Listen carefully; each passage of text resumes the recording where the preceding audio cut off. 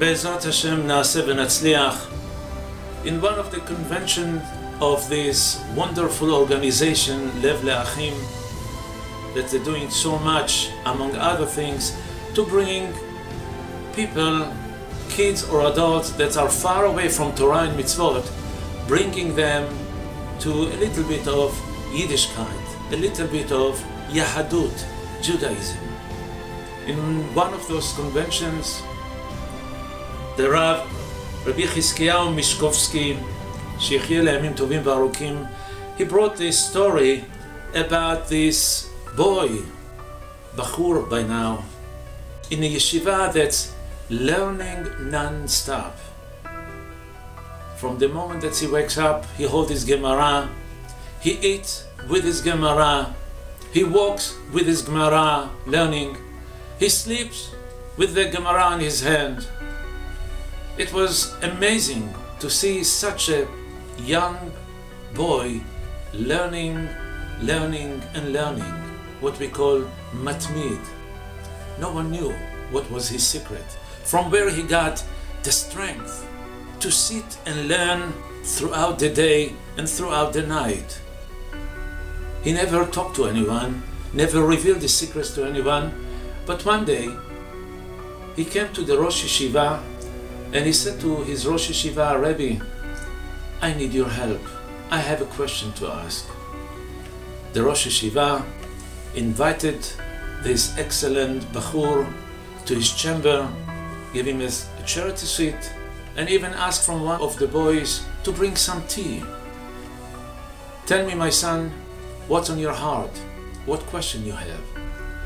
Rabbi, before I tell you my question, I want to tell you a little bit about myself. I am coming from America, United States.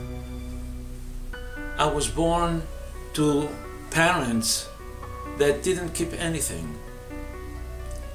My father and my mother didn't know much about Judaism, and this is the way that I grew up, till one day my mother went to one of those lectures about Judaism, that the mother start searching and learning and reading about Judaism. He said to the Rabbi, my father didn't like it, but since everything else at home were like as usual, he didn't say anything. After a few months, my mother brought 2 candle holders, Erev Shabbat, and she said to her husband, from now on, I'm going to light candles every Shabbat. From now on, I will try to keep mitzvot as much as I can and as much as I know. My father at this point could not hold himself, and he got angry, and he said to her, I'm sick and tired of this new life of you. You have to choose between me and between your God. My mother started crying. She didn't want to separate the home. She didn't want to separate from her husband. She tried to convince him, but my father was stubborn. You have to choose between me or your new life. My mother lit the candles. My parents got separated, and from that point we've been all alone, my mother and I. My mother went to another lecture where she understood and learned how important is that to send the kids to yeshiva to study Torah. Up to that time, he said to his Rabbi, I was learning in public school.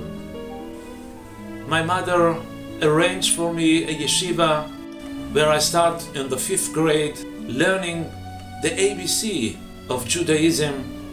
I wanted to make my mother happy, so I put myself into the study and I start learning fast, and soon, by the 8th grade, my Rosh Yeshiva called my mother, praising me, and he said, by now I learned to know your son, and I don't think that your son should be in any yeshiva here in United States, but rather send him to a yeshiva in Eretz Israel, where they have the tools to bring his excellency in study out, and one day he will be Gedol Ador. I registered to your yeshiva, he said to his Rabbi, and I'm so happy that I was accepted here. But separating from my mother back then in the airport, hugging each other, crying, knowing that my mother will be all alone by now. No one will be next to her.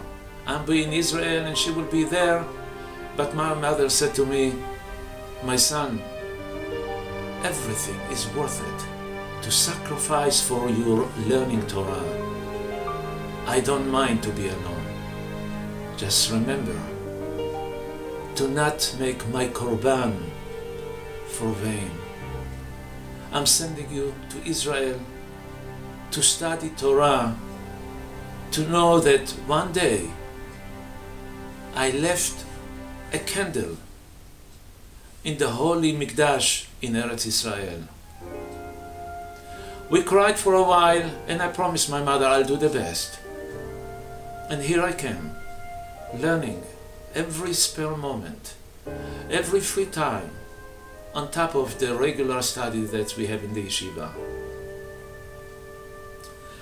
A year ago, my mother called me, and she said to me that she went to a doctor, and unfortunately, the doctor told her that she got this disease. My mother started crying. I have no one next to me. I have no shoulders that I can lean on and cry a little bit. And I said to my mother, Mommy, please, let me come home and help you.